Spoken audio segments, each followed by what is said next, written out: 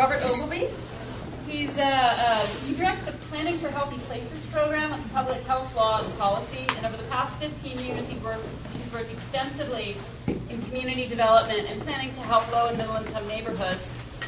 He's also served as a faculty member in the Department of City and Regional Planning at Berkeley, and as the director of volunteers at the Partnership for the Homeless in New York.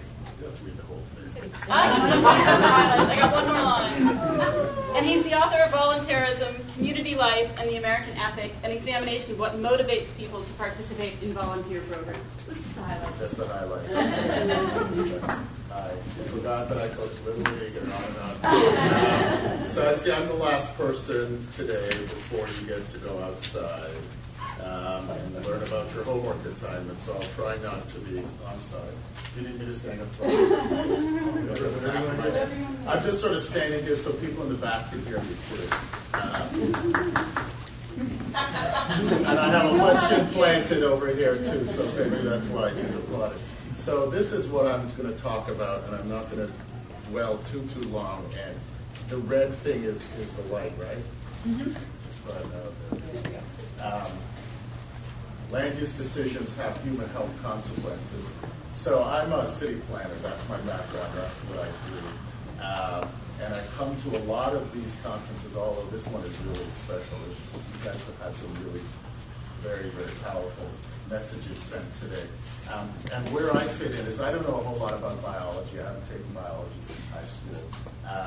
I take my kids fishing. That's about as much as I know about that. So I'm not a landscape architect or anything. Where my niche is to really help people understand about how they can affect the built environment. Fountain Creek used to be the natural environment. It is now part of the built environment. The built environment is all the man-made or people-made surroundings that provide the setting for human activity. This includes transportation infrastructure, housing, parks, schools. In Los Angeles, it includes rivers.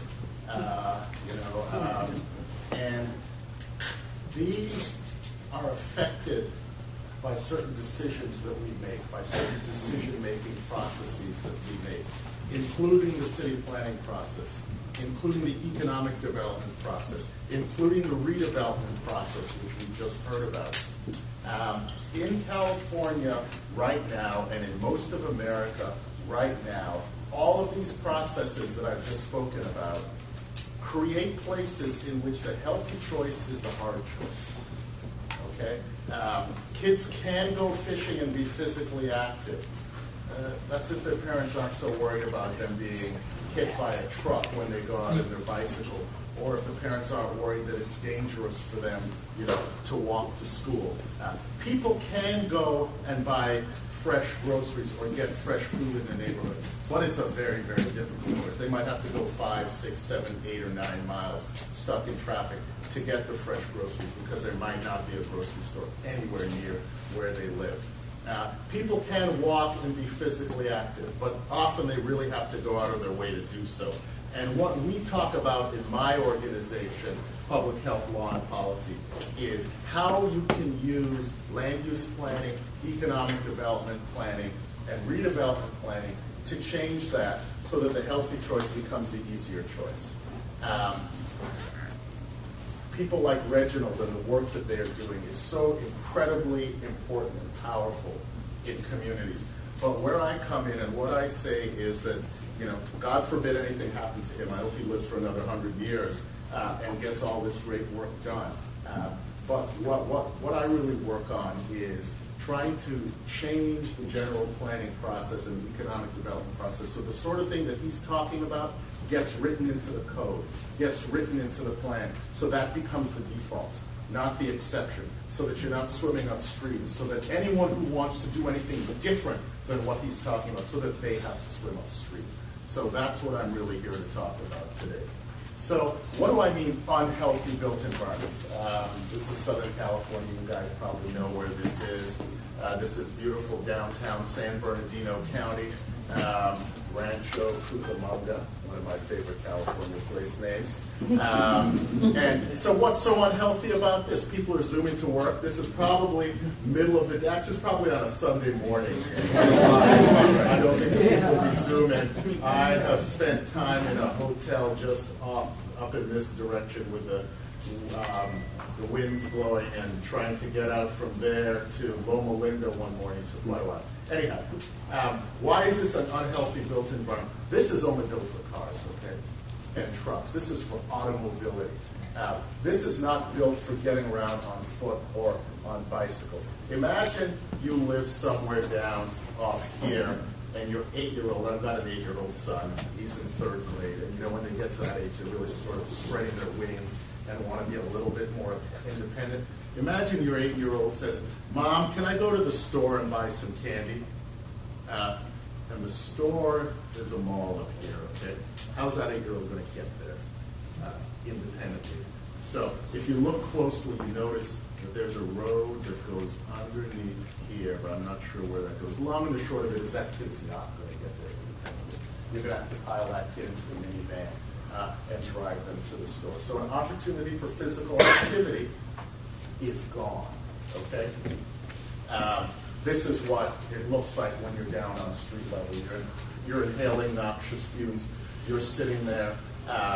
When I go anywhere else in the country other than LA, I complain about the traffic in the San Francisco Bay Area where I'm from. San Francisco Bay Area has the 2nd worst congestion in the country. You all beat us out, so thank you very much for that. On average, I think last year it was 70 minutes a day spent in traffic. You all can multiply that out. What's that, 350 minutes a week? That's time that you could be doing other things, spending time with your family, potentially walking to and from work. And I just want to put that in there, walking to and from work or to and from the grocery store. When we talk about building places so that physical activity is designed into your daily living, I'm not talking about giving people the time to go to 24-hour fitness and do a Stairmaster. Not that there's anything wrong with that. You know, some of my best friends will do all that kind of stuff. I'm just talking about designing physical activity into just what you do every day to help you get through the day. Dick Jackson, a friend of mine who used to be state health officer, cites this figure. Your average 5'8" man in this country, if he was to walk the equivalent of half hour every day, that's 15 minutes to work, that's 15 minutes back. That's enough calories, equivalent of 11 pounds of body fat that would be burned, okay? The fact that we've designed physical activity out of our daily existence is a huge contributor to the American obesity epidemic. And I'll talk about the American obesity epidemic. Children, this is so familiar. Locked parks. We've got this beautiful facility, basketball facility, tetherball, whatever else. And one of the things that I hate to see is an empty locked park. The kids are probably inside playing Wii or something like that. Again, not that there's anything wrong with the Wii, but they could be outside. This is in the Central Valley. This is an elementary school in unincorporated Madera County. Business hours, 4 o'clock. It's locked after that. Anyone seen loitering on campus will be subject to arrest. There's nowhere for the kids to play in this community. There's no sidewalks, there's no parks, there's just this, and it's locked. And the school is very concerned about that. These are the sort of structural, built environment impediments to a healthy lifestyle that at my organization, Public Health, Law, and Policy, we work to help people solve.